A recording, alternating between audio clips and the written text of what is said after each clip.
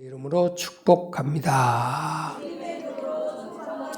천국 갑시다. 천국에서 만납시다. 거울이라는 것은 실체를 반사해서 확인하는 작용을 하는 것을 말해요.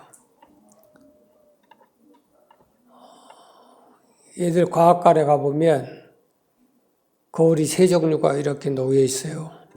하나는 오목거울, 하나는 볼록거울, 하나는 평면적 거울. 그래서 오목한테 가서 이렇게 얼굴을 들여다보면 여러분 얼굴이 신기합니다.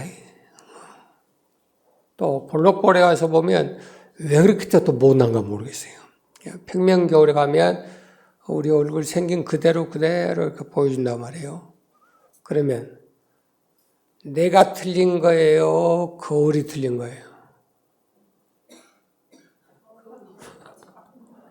내 얼굴이 그렇게 생겼어요? 거울이 그렇게 보여요? 그 차이예요. 여러분들이 볼록거울을 가져다 놓고 평생 그 거울만 보고 살면 네 얼굴이 그렇게 된 줄 알아. 또 어떤 사람은 오목거울을 가지고 평생 그것을 들여다보고 사는 거예요. 그래서 얘라 못나나 너는 왜 그렇게 생겼니? 그러고 자기 자신에 대해서 막 저주하고 불평하는 그런 경우도 될 수가 있어요. 그럼 신앙생활도 거울을 가지는 신앙생활인데 고린도서 10장 6절 보면 이 구약에 있는 성경 속에 있는 모든 성경은 믿음 생활하는 성도들에게 거울이 된다. 그래서 거울. 여러분들 성경을 가지고 있는 것은 뭘 보는 거예요? 거울을 들여다보는 거예요. 그런데 똑같은 성경이라고 하는 거울을 가지고 어떤 사람은 오목하게 보일 수도 있고 어떤 사람은 볼록하게 보일 수도 있고 어떤 사람은 정상적으로 평면적으로 보일 수도 있다는 거예요. 그것을 어느 관점에서 우리가 보고 깨닫고 이해하느냐에 따라서 내 얼굴이 그렇게 바뀌어서 보일 수도 있고 우리 신앙생활이 그것이 마치 옳은 것처럼 정당화, 정상화 시킬 수도 있다라고 하는 것을 우리는 명심해야 됩니다. 미련한 사람은 성경을 볼 때 그 성경이 미련한 것밖에 안 보여요. 슬기로운 자는 성경을 볼 때 그 성경 가르침이 다 슬기로운 길로 우리를 제시한다는 것을 볼 수가 있어요. 오늘 베드로 후서 2장의 말씀, 베드로 전 후서는 종말론이에요. 마태복음 24장이나 오늘 말씀하는 베드로 후서 2장이나 데살로니가에 대한 2장에 대한 말씀, 데살로니가 후서에 대한 말씀들은 거기다가 종말 때, 마지막 때의 성도들이 어떤 믿음의 생활을 해야 될 것이냐라고 하는 것을 경고하고 있는 것을 볼 수가 있어요. 베드로 사도를 통해서 지금 성경의 마지막 부분을 장식을 하면서 우리가 지금 어느 때를 기억해야 되냐면 구약 성경에 기록되어 있는 그 말씀, 사람들을 거울로 삼아서 우리는 바르게 가고 있는지 그릇되게 가고 있는지를 보고 듣고 깨달아야 된다라고 하는 것을 말씀하고 있어요. 그러면서 5절에 보니까 두 사람을 이렇게 예표로 세워놓고 있습니다. 하나는 노아, 또 하나는 롯이에요. 그러니까 노아를 들어서 노아의 시대 때 어떠한 하나님의 심판이 있었고 롯의 시대 때에 어떤 심판이 있었느냐라고 하는 것을 아주 일목요연하게 딱 한 구절 속에 다 집어넣었어요. 그 말씀을 봅니다. 5절 시작.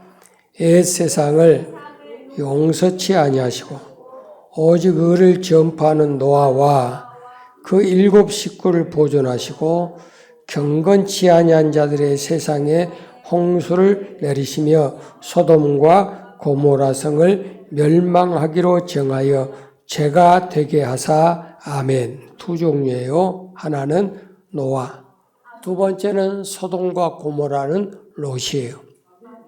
알았죠? 그러면 노아의 시대 때는 어떻게 하나님이 심판을 했느냐? 물로, 홍수로. 그래서 홍수로 전 세상을 쓸었어요. 두 번째, 소돔과 고모라는 불로서 죄로 만들어버려요. 우리가 폼페이라고 하는 곳을 가봤어요. 그때 당시 어떤 세생활을 살았는가. 또 화산이 터져가지고 재가 덮여가지고 그 속에 그대로 타 죽어버리는 사람, 가축, 짐승, 저희들 눈으로 똑똑히 보고 왔어요. 그걸 보면서 마침 소돔과 고모라가 그런 시대에 심판을 받은 것하고 똑같다라고 하는 것을 우리가 대조해 볼 수가 있다는 겁니다. 그런데 이 말씀 5절에 보면 아주 중요한 단어를 하나 써놨어요.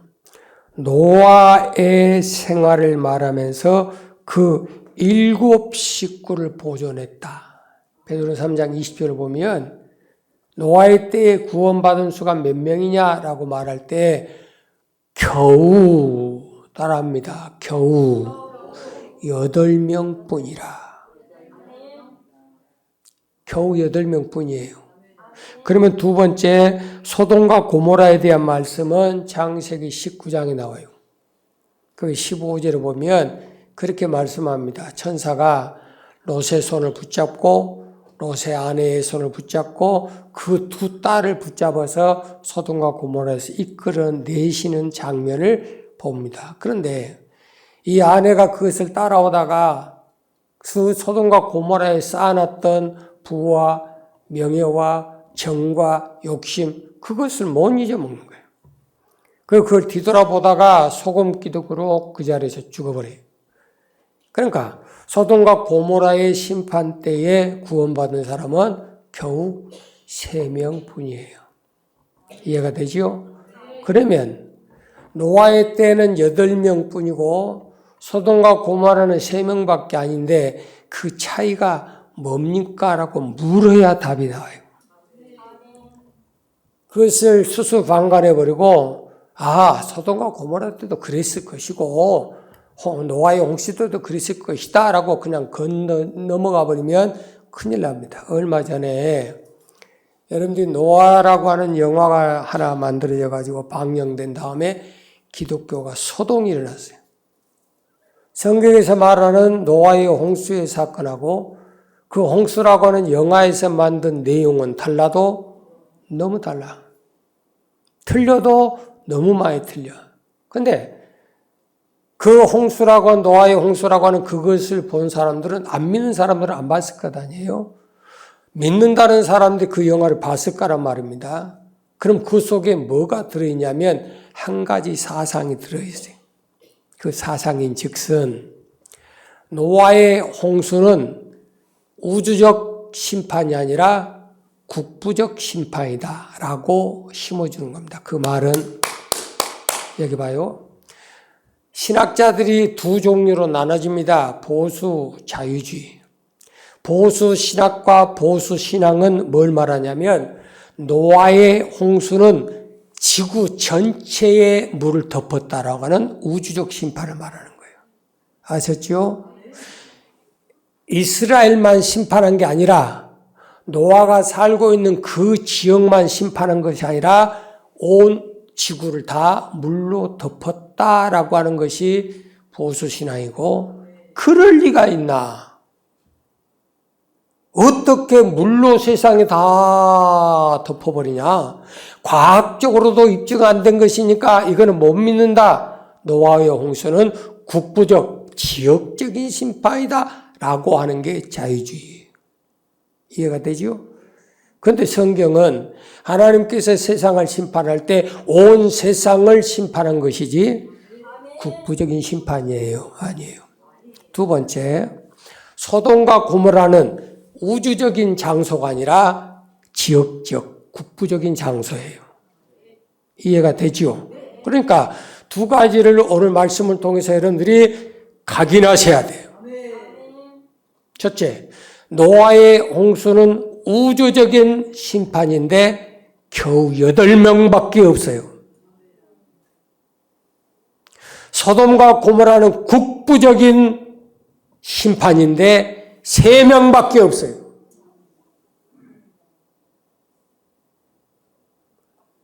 지구상에 살고 있는 수십억의 사람 속에 구원받은 사람은 겨우 8명이에요. 광주라고 하는 지역에 구원받은 자는 겨우 3명이에요. 여러분 이것을 절대로 간과하면 안 됩니다. 왜냐하면 예수님께서 누가복음 13장 24절 예의 말씀에 보면 복음을 전하러 회당으로 가고 길가로 가고 장소마다 하나님 나라의 복음을 전했어요. 그때 어떤 사람이 따라와 가지고 예수님 구원받은 수가 적습니까? 그렇게 물어봐요. 많아요, 적어요가 아니라 적습니까? 그게 궁금합니다. 그렇게 예수님한테 물어보니까 예수님이 뭐라고 대답하냐면 그래 많다, 적다라고 대답하지 않았어요. 뭐라고 대답하냐면 좁은 문으로 들어가기를 힘써야 된다. 구원을 물어봤어요. 구원받은 수에 대해서 물어봤어요. 그러니까 예수님의 답변은 동문서답이에요. 그래, 구원받은 자가 많다. 구원받는 자가 이랬으면 좋겠는데 그렇게 답을 주는 것이 아니라 좁은 문으로 들어가라. 좁은 문으로 들어가기를 힘써라. 마태복음 5장에서는 좁은 문으로 들어가라. 그거는 생명의 문이다. 구원 얻는 문이다. 누가복음에 와서는 그 좁은 문을 말씀하신 그 좁은 문으로 뭐하라? 들어가야 되는데 들어가기를 힘써라. 이 말은 여인들이 아이를 낳는 해산의 수고를 말한 겁니다. 옛날에 어른들은 아이 낳으러 들어갈 때 고무신 뒤집어 놓고 갔어요. 왜 그러죠? 살지 죽을지 몰라요. 지금은 의료가 발전돼서 산모의 신체 조건, 또 태어날 아기의 신체 조건 이미 다 파악을 해버려요. 정상적으로 낳지 못한다. 그럼 다른 방법을 통해서 아이를 가지는 거예요. 그런데 옛날의 방법은 이것도 저것도 없는 거예요. 그냥 무대뽀로 낳는 거예요. 그러니까 신체적인 조건이 안 맞아. 아이가 나올 수가 없어. 그러니까 엄마도 죽고 아이도 죽고 그런 거예요. 그런 해산의 수고, 내가 죽으면 죽겠다라고 하는 결단 없이는 좁은 문으로 들어갈 수 없다는 겁니다. 두 번째 기억하세요. 그때 그날에 많은 사람들이 그 좁은 문으로 가야지. 저 길이 맞았어. 저 길만 생명의 길이야. 저것만 구원받은 길이야. 라고 깨달았어요. 그래서 서로가 말하기를 우리 함께 좁은 문으로 들어가자. 저 길로 가자. 이 길밖에 없어. 라고 말할지라도 그들이 원하고 그들이 갈급하고 그들이 찾아낸다 할지라도 들어갈 수가 없는지라. 기회가 있다는 거예요. 좁은 문으로 들어갈 기회가 있다는 거예요. 그 문이 열리는 기회가 있다는 거예요. 그런데 그 문이 닫히면 다시는 문이 안 열리는 거예요. 깨달아지세요? 죽은 사람 다시 살아납니까? 못 살아나죠. 하나님께서 수없는 기회를 줬는데 그 기회를 지 스스로가 포기하고 놓쳐버리면 다시는 안 오는 거예요. 오늘 이 시간도 지금 말씀자는 바로 이 시간도 다시는 영원히 오지를 않는 거예요. 그것과 똑같아요. 왜 좁은 문으로 들어가기를 힘써라. 그 좁은 문과 구원받은 수에 대해서 예수님께서 나란히 말씀을 놓고 그렇게 설명을 하고 있는가라고 하는 것을 우리가 오늘 말씀을 통해서 캐치하셔야 돼요. 우주적인 심판에서 전 세상을 심판하는 그 자리에서 왜 겨우 8명뿐이었을까? 소돔과 고모라에 그 많은 사람들이 살고 있는데 왜 겨우 3명만 구원받았을까? 지금은 구원이 얼마나 편한지 몰라. 어떻게 보면 여러분은 태어나기 전부터 이미 구원받기로 작정돼 버렸어. 너는 어떻게 살든지 간에 구원받기로 작정된 사람은 하나님이 영원히 안 놓쳐. 그래서 천국 간다는 거예요. 이번에 목사님 3분하고 상담을 이렇게 해드리면서 이런 부분에 있어서 제게 말씀하는 거예요. 목사님이 성경을 보는 그 관점하고 우리가 지금까지 수없이 신학교에서 배우고 가르침을 받았던 관점하고는 달라도 너무 다릅니다. 우물 안에 개구리였다면 이제 우리 눈이 티 나옵니다. 그 얘기하더라고요. 그러면서 하는 말들이 어떻게 우리가 구원을 받았다고 해서 아무렇게 살아도 어떻게 천국 갑니까? 아무리 성경을 봐도 그건 아닌 것 같습니다. 그래. 내가 말한 게 아니고 그분들 고백이에요. 그래서 그 부분에 대해서 제가 설명을 쭉 해드렸어요. 그러니까 그때서 목사님 맞습니다. 그래요. 이것을 깨닫고 난 다음에 이것이 구원의 길이고 이것이 생명 얻는 길이고 이것이 천국 가는 길이고 심판을 면제하는 길이다라고 깨달을 때는 이미 여러분은 지옥 앞에 서 있는 시간이에요. 그래서 다시는 기회가 없다는 거예요. 기회는 언제지요? 지금, 오늘, 여기, 이 자리에. 여러분이 오늘 어떻게 깨달아받고 올 한 해를 어떻게 어떤 방향을 가지고 출발하느냐에 따라서 여러분의 인생의 종말도 어떻게 될 것인가를 가름할 수가 있어요. 맞죠? 선생님들이 학교에서 아이들을 가르치면서 아무 말 안 하지만 그들의 공부하는 행동, 그들의 성격, 친구들과의 사귐 그런 부분을 쭉 보면서 선생님들 마음에는 이미 너는 떡잎부터 될 놈, 너는 4가지가 없는 놈 그러잖아요. 이미 다 분별돼 버려. 근데 말 안 하는 것뿐이야. 그러면서 교육을 시키면서 야, 너희들 그러다가는 인생 종친다잉. 너 그러다가는 전과 범수가 많이 올라가. 아무리 얘기해도 안 들어요. 그렇죠? 선생님 말을 우습게 여기는 거예요. 그래 놓고 인생 말년 가면 딱 그 상황에 부딪혀서 인생 끝나는 거예요. 그래서 구원받은 수가 적다. 좁은 문으로 들어갈 힘써라. 그렇게 가라고 해도 그것이 옳은 거라도 가르쳐주고 책망하고 징계하고 두들겨 패서라도 가르쳐줬음에도 불구하고 네가 듣지 않고 가지 않아놓고 이제는 힘들 때가 왔어요. 부딪힐 때가 왔어요. 죽을 지경에 왔어요. 고통받을 때가 왔어요. 내가 가지고 있는 모든 소망이 산산조각 다 부셔져 버릴 때가 왔어요. 그때사 하나님 주여 잘못했습니다. 넓은 거 간 거 세상 길로 간 거 용서해 주옵소서. 몸부림쳐봐야 쓸모없다는 거예요. 깨달아지죠? 이걸 명심하세요. 그럼 이 시대 지금 이 상황에 있어서 구원받은 수는 몇 명이나 되겠습니까? 세계를 통틀어서 믿음 생활한다고 하는 그 사람들 속에 과연 구원받은 수는 몇 명이나 되겠습니까? 어제 뉴스 한 터 막 지나가면서 보는데 뉴욕 시장이 선서를 했어요. 미국의 모든 대통령과 주지사들, 시장들은 성경에 손을 얹고 선언합니다. 맞죠? 그런데 그 뉴욕 시장은 코란 위에 손을 얹고 선서했어요. 그 사람 누구예요? 이슬람이에요. 공식적으로 첫 번째 행사를 선포했어요. 유대인에게 있는 모든 혜택은 다 없애버린다. 여러분, 세상이 지금 아주 심각하게 돌아가는 거예요. 어떻게 보면 마지막 종말의 때로 지금 치닫고 있는 것, 진짜 믿는 자와 믿지 않는 자, 빛과 어둠, 어둠의 세력과 하나님의 성령의 세력, 권세가 이제는 막판에 부딪혀서 전쟁이 일어나기 직전입니다. 우리가 해이하게 앉아있을 그런 시간 아니에요. 앞으로도 우리 인생살이가 30년, 50년, 100년 남았겠다. 여러분 착각하면 안 돼. 깨달아지세요?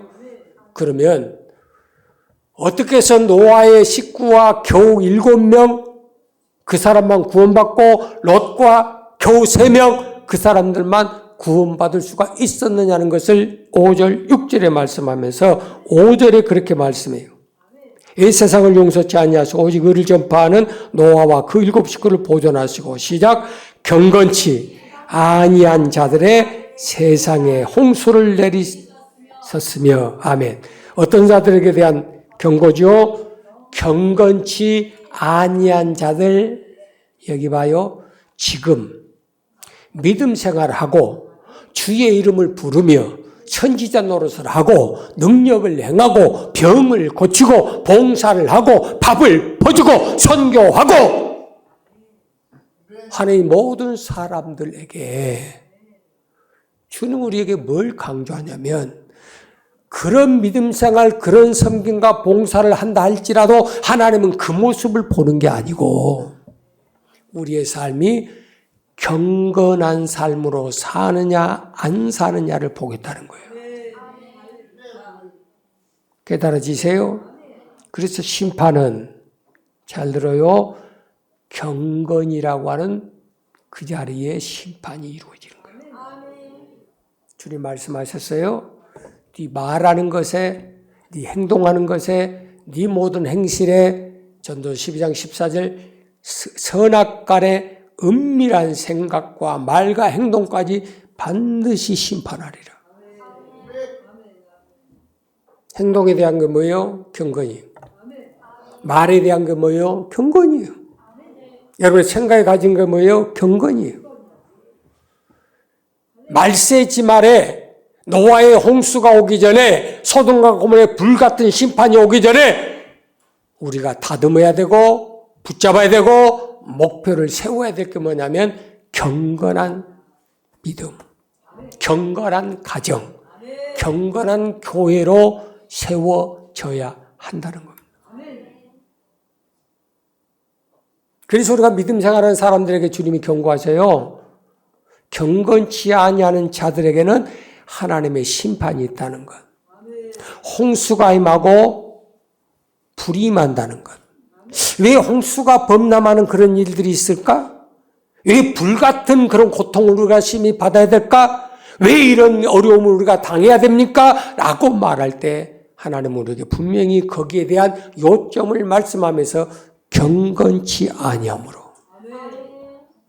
경건한 삶을 놓치면 여러분 인생에 홍수 같은 심판이 많아. 불같은 고통이 수없이 찾아와. 지금은 괜찮아요.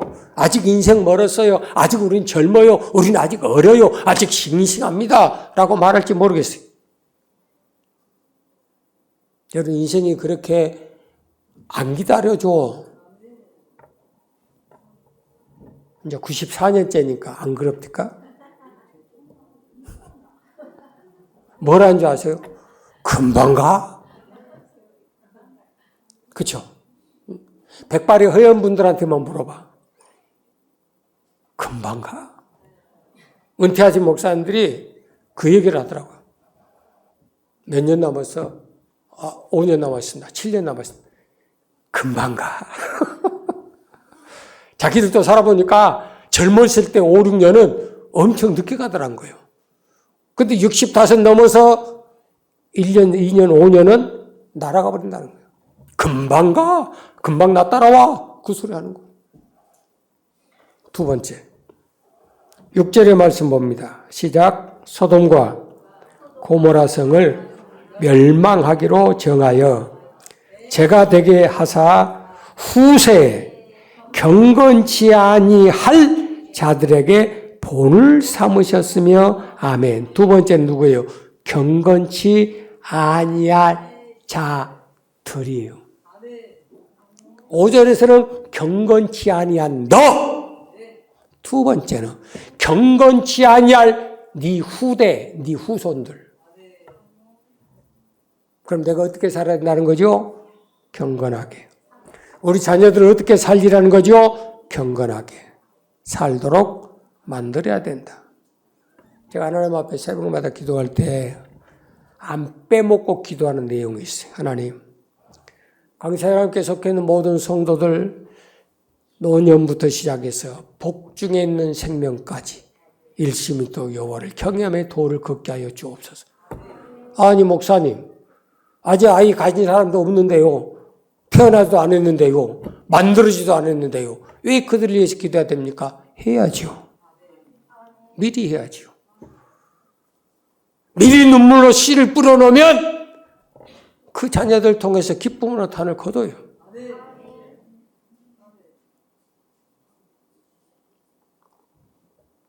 우리 권사님 한 분 가정을 위해서 그 자녀들이 우리 교회 와가지고 내가 열심히 기도해 줬어요. 그러나 어느 순간부터 그 기도가 끊겼어요. 한 1년, 2년 끊겼나. 근데 갑자기 그의 누님이 와서 하는 말이, 아이고, 걔가 고등학교 되더니, 아니, 기숙사에 가가지고, 교회 다닌다고, 예수 믿는다고 교회 다닌대요. 그러더라고. 내가 정신이 번쩍 났어요. 세월이 많이 갔지요. 아주 어렸을 때 왔으니까. 근데 지금은 신앙생활 한다는 거예요. 그러면서 그분이 저에게 이번에 또 뭘 하나 이렇게 주면서 거기에 써놓은 게 있었어요. 우리 조카가 예수 믿는 길을 걷게 하신 것 하나님께 감사합니다. 마음이 철렁하더라고. 그래서 제가 그때부터 여러분 자녀들 안 믿는 자식들할지라도 하나님 앞에 기도하는 거예요. 지금 눈에 보이지 않는 자식이어도 위하여 기도하는 거예요. 왜 해야 됩니까? 6절에 보세요. 후대, 후세. 네 아들과 손자와 정손자와 고손자가 과연 어떤 삶을 살아야 될 것인가 라고 하는 것을 우리로 하여금 알게 하고 가르쳐 지켜 행하게 하는 것. 그것이 불같은 시험, 물같은 시험, 이런 심판의 고통에서 보호하고 위로받고 인도받는 통로가 되기 때문에. 애야, 네가 지금 공부할 때야. 그러니까 공부해야지 교회 가면 되겠냐. 엄마 아빠, 지금 학교에서 이런 회의가 있고 이런 먼 일들이 있는데 예배 시간 안 가면 안 돼요? 그래, 그것이 먼저지. 그걸 다 해주는 거예요. 다 양보해 주는 거예요. 그러니까 한 번 해먹을 때는 아마 부모님이 반대할 거야. 허락 안 해? 그러면 2번 하고 10번 하고 자꾸만 하고 싶네 그런 거예요. 그 자식들이 그럼 공부 다 끝나고 학교 다 졸업하고 난 다음에 신앙이 잘 자랍니까? 한 명도 없잖아요. 여러분 착각하면 안 돼. 아셨어요? 우리의 믿음의 삶의 지주가 경건이고 여러분 자녀들을 가르쳐야 될 그 지주대가 경건한 삶을 살도록 만들어야 된다. 그래서 앞에서 말했어요. 경건치 아니한 자와 경건치 아니할 자들에게 주시는 경고의 음성이다. 그래서 우리 기도의 제목은 사도행전 10장 1절 이하의 말씀처럼 고넬료 같은 신앙생활을 해라. 어떻게 했냐? 그는 경건하여 경외하고 이웃을 구제하고 항상 하나님 앞에 깨어서 기도하더니 응답 받아버리죠. 이방인을 구원하는 구원의 첫 단초가 되어버리잖아요. 그게 성경의 역사예요. 세상이 어떻게 요동치든지 말든지 상관하지 말고 옆에 분 눈 좀 쳐다보고 너나 잘합시다. 경건이 뭘까?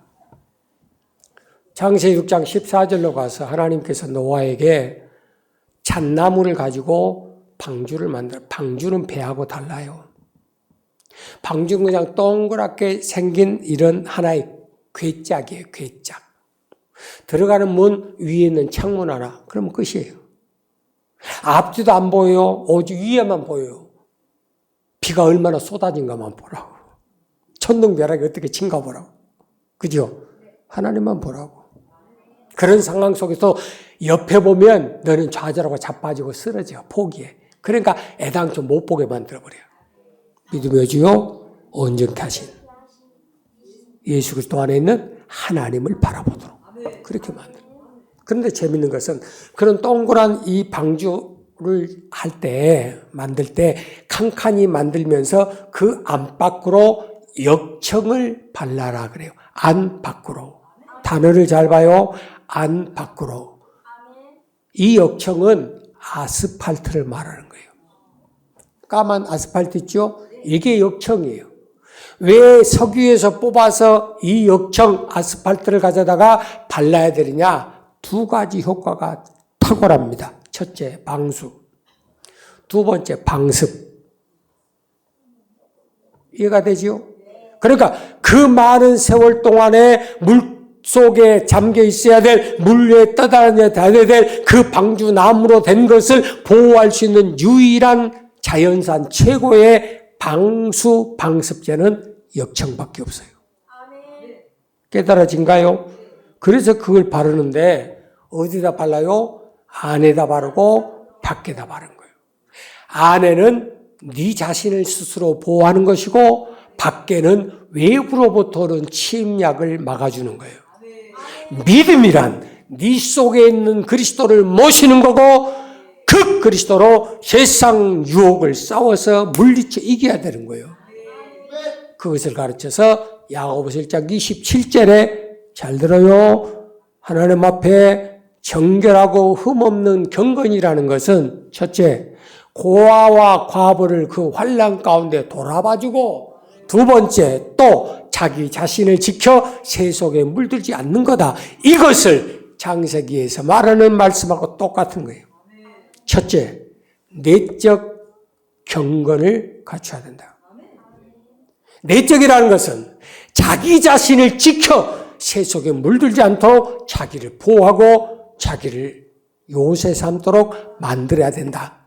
그리스도로 인해서 네 심령을 강하게 담대하게 만들어야 된다. 그리스도의 반석 위에 네 마음의 믿음이 세워져야 된다 그 말이에요. 내 믿음도 못 지킨 사람들이 어떻게 세상을 변화시킵니까? 나도 배고파 죽겠는데 어떻게 고아 과부를 돌아봐요? 그건 새빨간 거짓말이지. 하나님 앞에 제발 좀 기도하세요.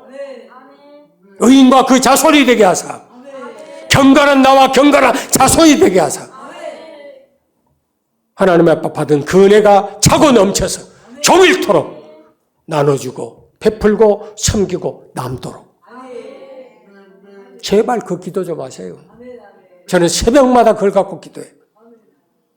언제까지 구걸하고 언제까지 손을 펴고 언제까지 얻어먹고 살 거라 그 말이에요. 나는 평생 기도의 제목이 있어요. 주님 누구를 만나든 어느 상황이 되든 간에 얻어먹고 구걸한 자 되지 않게 하여 주옵소서. 제가 속해 있는 부흥강사협회가 있는데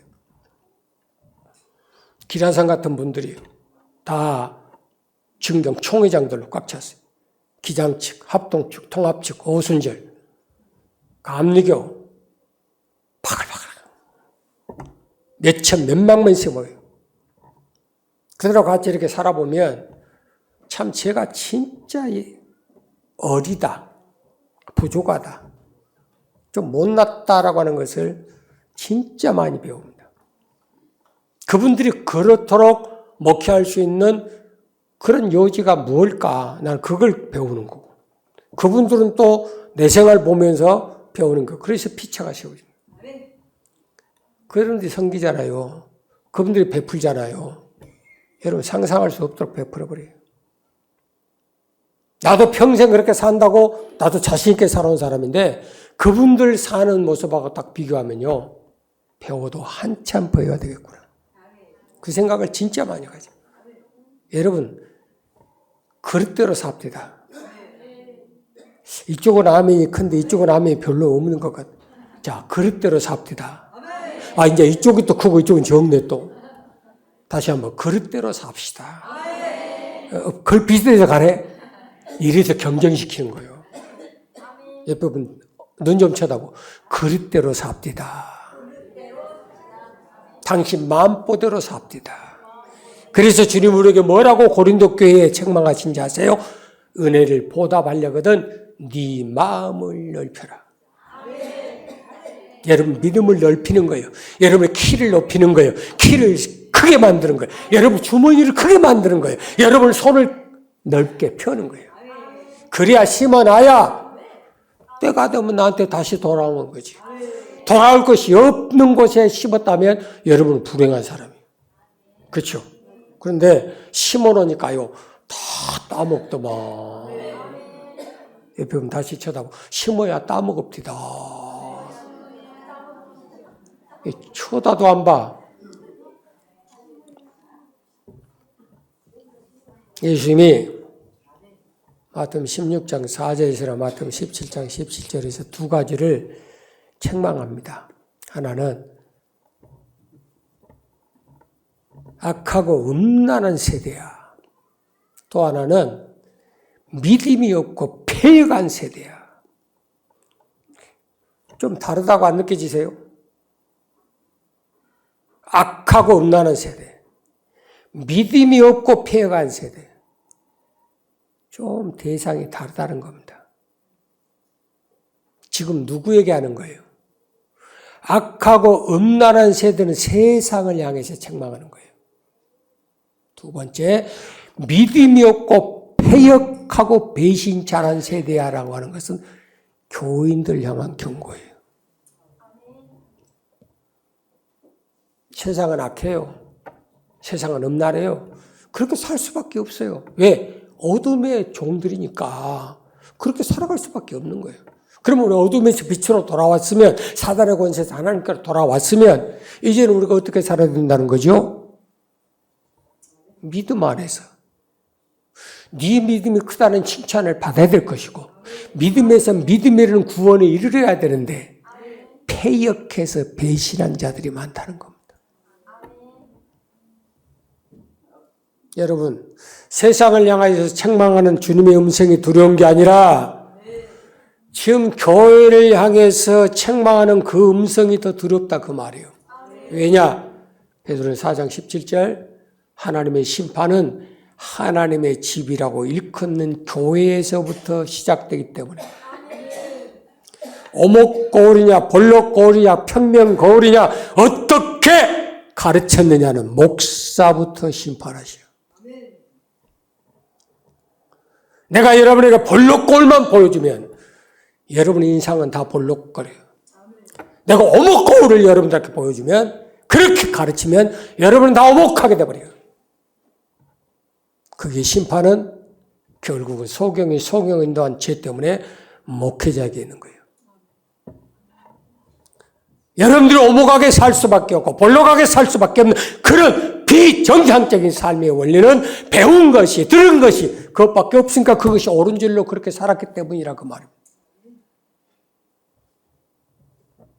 그래서 주님께서 우리에게 오늘 본문의 말씀을 통해서 경건치 아니한 자들과 경건에 대한 삶을 우리에게 제시하고 또 제시하면서 노아에 대해서 창세기 6장에서 다시 히브리서 11장으로 건너뛰어요. 성경 지금 전체를 보세요. 창세기에서만 말하는 9장에서부터 말하는 그 말이 아니고 6장에서 하나님이 보실 때 너무 피해가고 더 어려우니까 하나님 심판을 하겠다고 약속하잖아요. 그때부터 시작해서 노아의 그 심판에 대한 부분이 히브리서 11장 7절에 가서 노아는 이라고 결론을 지어요. 그러면 노아가 어떻게 믿음의 선진들의 반열에 설 수 있었느냐? 7절. 믿음으로 노아는. 그럼 노아는 뭐로 살았다는 거예요? 믿음으로 살았다는 거죠. 믿음에서 믿음에 이르니까 자기도 구원받고 자기 가족도 구원받아 8명 구원할 수 있는 특권을 받았어요.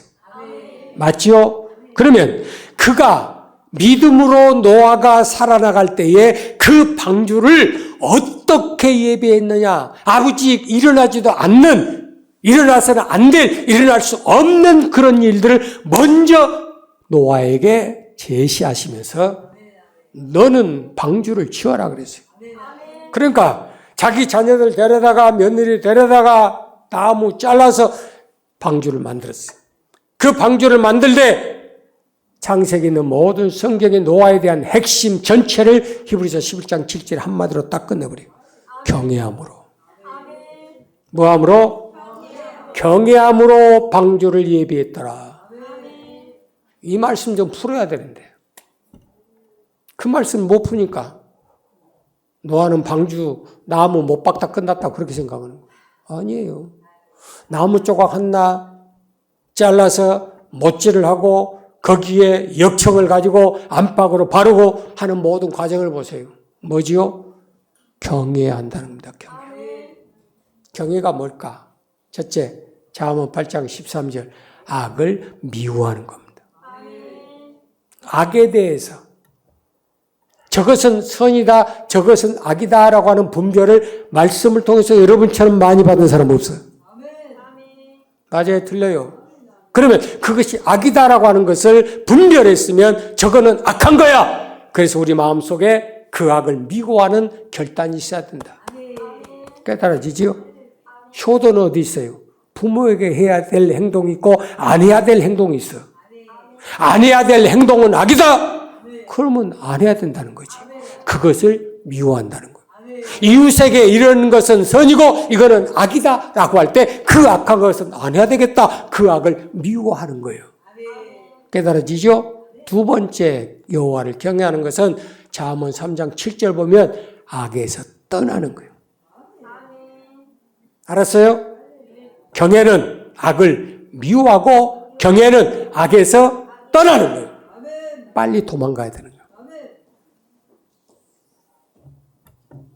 잠언에 보면 음맹하는 여자, 기생, 음녀라고 하는 단어가 많이 나옵니다.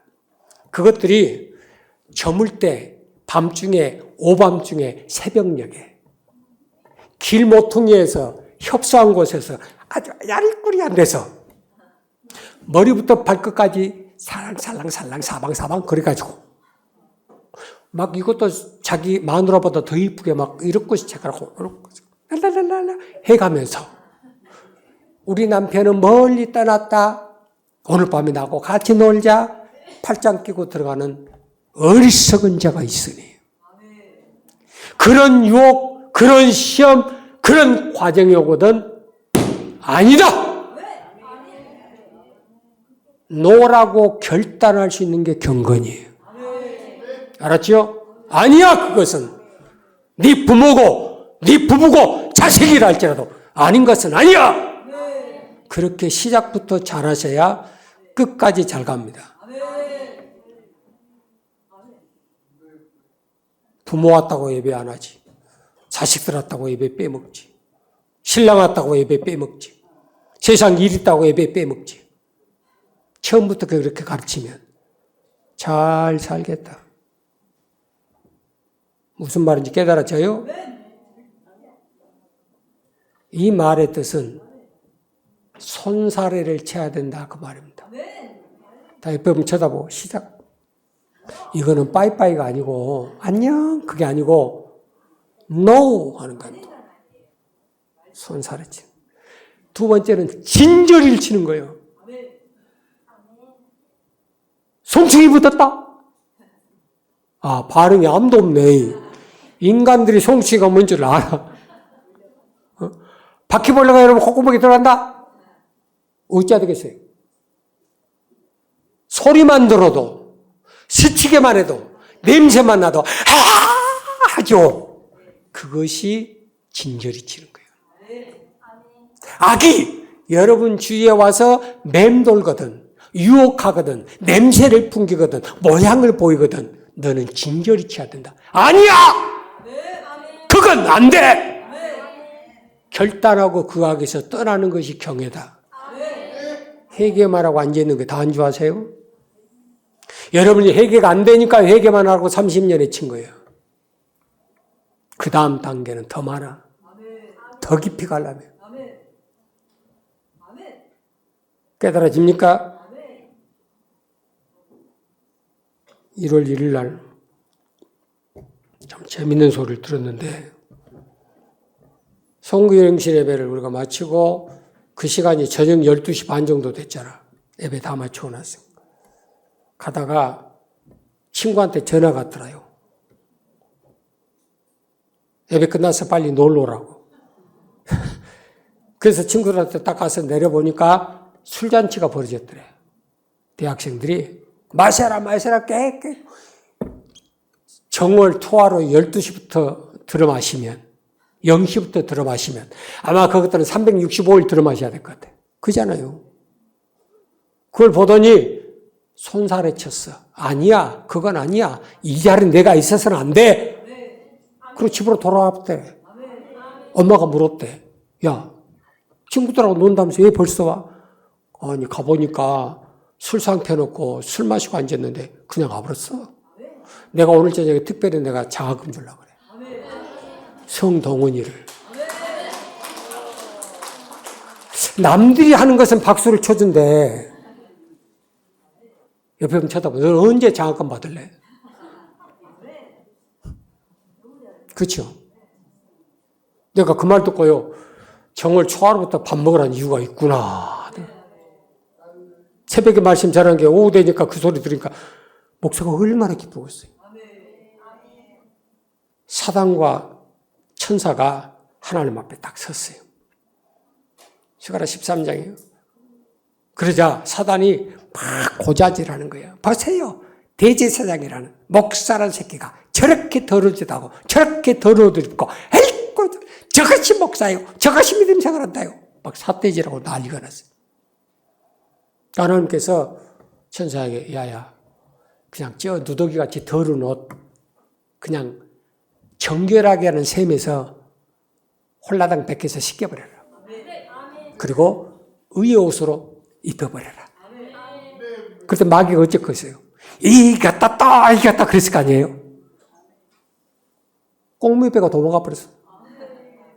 그 앞에 선 대제사장 여호수아는 하나님 앞에 다시금 조명을 받는 거예요. 다시 은사의 회복을 받는 거예요.